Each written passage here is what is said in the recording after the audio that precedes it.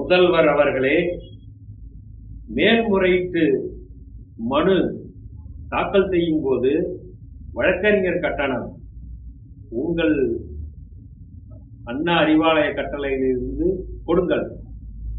மக்கள் வரிப்பணத்தில் இருந்து எடுக்க வேண்டாம். வணக்கம் அனைவருக்கும்.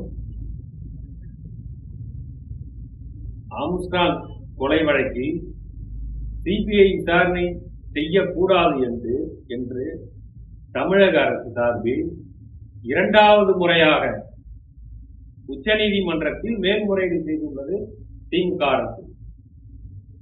எதற்காக மேல்முறையீடு? எந்த பயலை காப்பாற்றுறதுக்கு மேல்முறையீடு?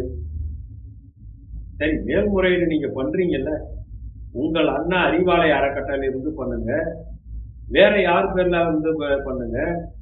எதுக்கு அரசு பண்ணுது? இதற்கான கட்டணம் யார் வழங்குகிறார்? கோடிக்கணக்கில் லட்சக்கணக்கில் வழக்கறிஞர் கட்டணம் போகிறது. இது மேல்முறையீடே தேவையில்லை.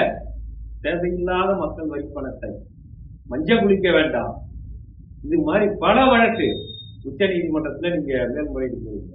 இதற்கு எல்லாம் எவ்வளவு செலவாகிறது? இது ஒரு பக்கம் இருந்தாலும் இங்க விவசாயிகள் மழையில நெல்லு மூட்டை அடுக்க இடம் இல்லாம நினைஞ்சு சாவுறான். அவனுக்கு அந்த பணத்தை கொடுங்க, அவனாவது நல்லா இருக்கட்டும். இதை செய்யாம உங்க கட்சிக்காரர் பிழைக்க வேண்டும் என்ற ஒரே காரணத்திற்காக இந்த வேலை செய்கிறது.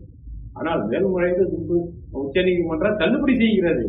தள்ளுபடி செய்ய செய்ய நீங்க மேல்முறையீடு போயிட்டே இருக்கு.